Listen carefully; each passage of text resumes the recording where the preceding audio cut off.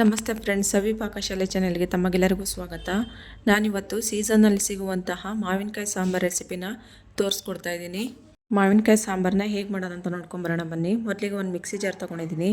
ಅದಕ್ಕೆ 1.5 ಸ್ಪೂನ್ ಆಗೋಷ್ಟು ಸಾಸಿವೆನ ಹಾಕ್ಕೊಳ್ತಾ ಇದ್ದೀನಿ. ಸಾಸಿವೆ ಒಂದು ಸ್ವಲ್ಪ ಜಾಸ್ತಿ ಹಾಕ್ಕೊಳ್ಬೇಕು ಮಾವಿನಕಾಯಿ ಸಾರಿಗೆ. ಜೀರಿಗೆನ 1 ಸ್ಪೂನ್ ಹಾಕ್ಕೊಳ್ತಾ ಇದ್ದೀನಿ. ಅರಿಶಿನ ಪುಡಿನ 1/4 ಟೀ ಸ್ಪೂನ್ ಆಗೋಷ್ಟು ಹಾಕ್ಕೊಳ್ತಾ ಇದ್ದೀನಿ. ಕಾಳು ಮೆಣಸು ಒಂದು 10ರಿಂದ 15 ಹಾಕ್ಕೊಳ್ತಾ ಇದ್ದೀನಿ. ಈ ಮಸಾಲನ ಹುರ್ಕೊಳ್ಳೋದೇನು ಬೇಡ, ಹಾಗೆ ಡೈರೆಕ್ಟಾಗಿ ಹಸಿದೆ ಹಾಕ್ಕೊಂಡು ರುಬ್ಕೊಳ್ತಾ ಇದ್ದೀನಿ. ಈಗ 1 ಟೇಬಲ್ ಸ್ಪೂನು ಕೊತ್ತಂಬರಿ ಕಾಳನ್ನ ಹಾಕ್ಕೊಳ್ತಾ ಇದ್ದೀನಿ. ಈಗ 1 ಗೆಡ್ಡೆ ಆಗುವಷ್ಟು ಫುಲ್ಲು ಬೆಳ್ಳುಳ್ಳಿನ ಹಾಕ್ಕೊಳ್ತಾ ಇದ್ದೀನಿ. ಈ ಸಾಂಬಾರಿಗೆ ಬೆಳ್ಳುಳ್ಳಿ ಮತ್ತು ಸಾಸಿವೆನ ಒಂದು ಸ್ವಲ್ಪ ಜಾಸ್ತಿ ಹಾಕ್ಕೊಳ್ಬೇಕು. ಈಗ 1 ಈರುಳ್ಳಿನ ಕಟ್ ಮಾಡ್ಕೊಂಡು ಹಾಕ್ಕೊಳ್ತಾ ಇದ್ದೀನಿ.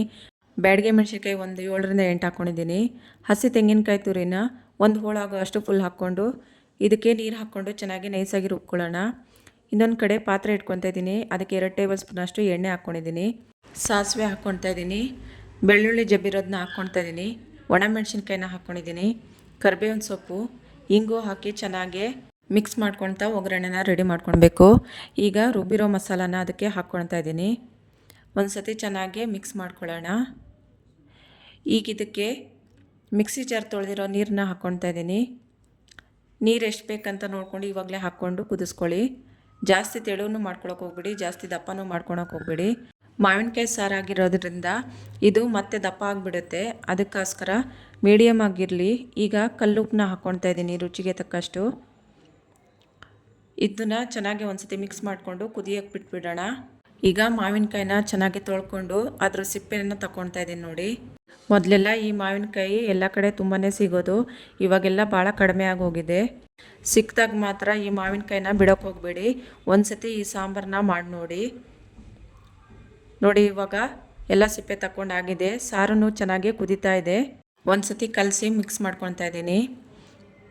ಇವಾಗ ಸಿಪ್ಪೆ ತೆಗೆದಿರೋವಂತಹ ಮಾವಿನ ಹಣ್ಣನ್ನು ಹಾಕ್ಕೊಳ್ತಾ ಇದ್ದೀನಿ. ಮಾವಿನ ಹಣ್ಣು ಒಂದು ಸತಿ ಕೈಯಲ್ಲಿ ಚೆನ್ನಾಗಿ ಹಿಂಡ್ಕೊಳ್ಬೇಕು, ಆವಾಗ ರಸ ಬಿಡುತ್ತೆ. ಆ ರಸನ ಸೇರಿಸಿ ಸಾಂಬಾರಿಗೆ ಹಾಕ್ಕೊಂಡ್ರೆ ಸಾಂಬಾರು ಟೇಸ್ಟ್ ತುಂಬಾ ಚೆನ್ನಾಗಿರುತ್ತೆ. ಈಗ ಸ್ವೀಟ್ಗೆ ಒಂದು ಸ್ವಲ್ಪ ಬೆಲ್ಲನ ಹಾಕ್ಕೊಳ್ತಾ ಇದ್ದೀನಿ. ಮಾವಿನ ಹಣ್ಣು ಸಾಂಬಾರಿಗೆ ಒಂದು ಸ್ವಲ್ಪ ಬೆಲ್ಲ ಬಿದ್ದರೆ ಅದ್ರ ಟೇಸ್ಟ್ ಡಬಲ್ ಆಗಿಬಿಡುತ್ತೆ. ಈಗ ನೋಡಿ ಒಂದು ಸತಿ ಕಲಿಸ್ಕೊಂಡು ಚೆನ್ನಾಗಿ ಕುದಿಯೋಕ್ಕೆ ಬಿಟ್ಬಿಡೋಣ.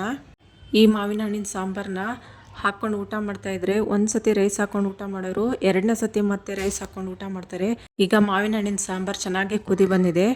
ಇವಾಗ ಗ್ಯಾಸ್ನ ಆಫ್ ಮಾಡ್ಕೊಳ್ಳೋಣ. ನೋಡಿದ್ರಲ್ವ ಫ್ರೆಂಡ್ಸ್, ಹುಳಿಯಾಗಿರುವಂತಹ ಮಾವಿನ ಹಣ್ಣಿನ ಸಾಂಬಾರನ್ನ ಹೇಗೆ ಮಾಡ್ಕೊಳ್ಳೋದಂತ. ಈ ಸಾಂಬಾರನ್ನ ನೀವು ನಿಮ್ಮ ಮನೇಲಿ ಒಂದು ಸತಿ ಟ್ರೈ ಮಾಡಿ ನೋಡಿ friends. Thank you for watching.